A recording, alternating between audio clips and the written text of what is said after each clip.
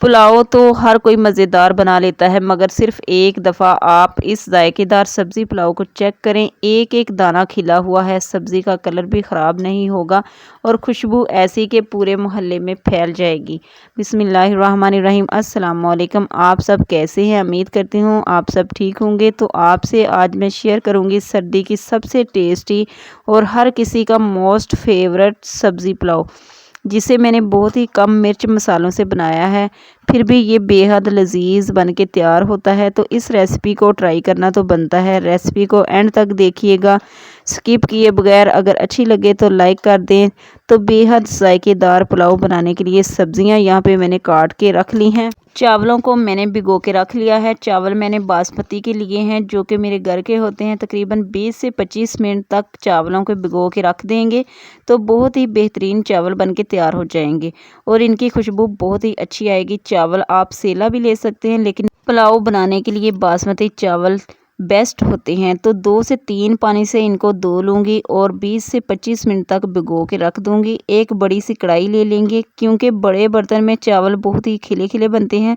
तो कढ़ाई में यहाँ पे मैंने ऑयल ले लिया है, तकरीबन 1 कप के करीब। आप घी भी ले सकते हैं, बल्कि घी में चावल बहुत ज़्यादा टेस्टी बनते हैं। 2 मीडियम साइज़ के प्याज लिए थे, जिनको मैंने काट लिया था, वो इसके अंदर डाल देंगे। पुलाव की खुशबू को बढ़ाने के लिए खुश्क गरम मसाले इसके अंदर डालेंगे। उसमें 1 चम्मच काली मिर्च, 1 चम्मच सौंफ, 1 चम्मच ज़ीरा, 2 मोटी इलायची और थोड़े से लौंग इसके अंदर मैं डाल दूंगी। तो ये साबुत गरम मसाले आपने ज़रूर डालने हैं। ये मेन चीज़ें हैं पुलाव को खुशबूदार बनाने के लिए, तो बस यही मसाले डालने हैं। सौंफ आपने ज़रूर डालनी है। जैसे ही आप ये मसाले डालेंगे, बहुत ही बेहतरीन सी खुशबू आने लग जाएगी। बस प्याज को हल्का सा फ्राई करेंगे, 3 से 4 मिनट के अंदर प्याज सॉफ्ट हो जाएगा। बहुत ज़्यादा कलर निकालने की ज़रूरत नहीं है।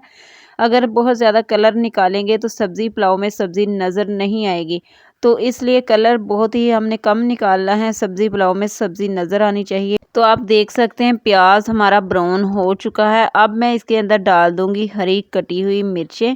मिर्चें जो है ना, यहाँ पे ये मैंने तीखी ली हैं। 2 टमाटर लेंगे और इनको रफली काट के वो डाल देंगे। थोड़ा सा अदरक इसके अंदर ब्रीक ब्रीक काट के वो मैं डाल दूंगी। तो सारी चीज़ों को मिक्स कर लेते हैं। अदरक लहसुन की स्मेल ख़त्म हो जाएगी, प्याज सॉफ्ट हो जाएंगे, टमाटर जल्दी से सॉफ्ट हो जाएंगे। तो मैं मसाले भी इस स्टेज पे डाल दूंगी। मसालों में ज़्यादा कुछ नहीं डालना, बस 2 चम्मच नमक डाल देंगे, 1 चम्मच कुटी हुई लाल मिर्च डाल देंगे। आप पिसी हुई लाल मिर्च भी डाल सकते हैं, लेकिन यहाँ पे मैंने कुटी हुई लाल मिर्च का इस्तेमाल किया है। मिर्चें आप अपने टेस्ट के हिसाब से डाल सकते हैं, कम या ज़्यादा। बस मिक्स करेंगे और मसाले की बुनाई करेंगे। अदरक लहसुन भी बुन जाएगा और टमाटर भी अच्छे से सॉफ्ट हो जाएंगे और जो खड़े मसाले हैं इनका अच्छा सा टेस्ट ऑयल के अंदर आ जाए। तो हमारा मसाला बुन चुका है। अब हम इसके अंदर सब्जियां ऐड करेंगे। सब्जियां आप कोई भी ले सकते हैं, मौसमी सब्जियां जो भी आपके पास अवेलेबल हैं वो आप ले लें। तो यहाँ पे मैंने गाजर ली है, तकरीबन आधा पाव के करीब गाजर थी। इसको मैंने ब्रीक ब्रीक काट लिया था, वो इसके अंदर डाल देंगे। 1 पाव के करीब मेरे पास आलू थे। आलूओं को मैंने अच्छी तरह से वॉश करने के बाद ब्रीक ब्रीक कट कर लिया है, वो डाल देंगे। थोड़े से इसके अंदर हम मटर शामिल करेंगे। मटर जो है ना, यहाँ पे तकरीबन 1.5 पाव के करीब थे, जो निकाल के इतने से रह गए हैं, वो इसके अंदर मैं शामिल कर दूंगी। अब हम सब चीज़ों को अच्छे से मिक्स करेंगे और मिक्स करने के बाद सारी सब्जियों को 4 से 5 मिनट तक भूनेंगे, ताकि सब्जियां हमारी हाफ कुक हो जाएं। आप देख सकते हैं 4 से 5 मिनट मैंने सब्जियों को भून लिया है और सब्जियां हमारी सॉफ्ट हो चुकी हैं। अब हम क्या करेंगे, इसके अंदर पानी डाल देंगे। तो 2.5 गिलास चावल थे, तो उस हिसाब से मैंने यहाँ पे 4 गिलास पानी शामिल कर दिया है। पानी शामिल करने के बाद इसको कवर करेंगे और यहाँ पे आप नमक चेक कर सकते हैं। अगर आपको नमक कम लगे तो आप इस स्टेज पे नमक डाल सकते हैं। तो 4 गिलास पानी शामिल करने के बाद मैंने इसको कवर कर दिया था, ताकि पानी जो है ना ये हमारा गर्म हो जाए। तो आप देख सकते हैं माशाल्लाह से अल्हम्दुलिल्लाह पानी अच्छी तरह से गर्म हो चुका है। अब हम क्या करेंगे, चावलों को अच्छी तरह से निचोड़ने के बाद शामिल कर देंगे।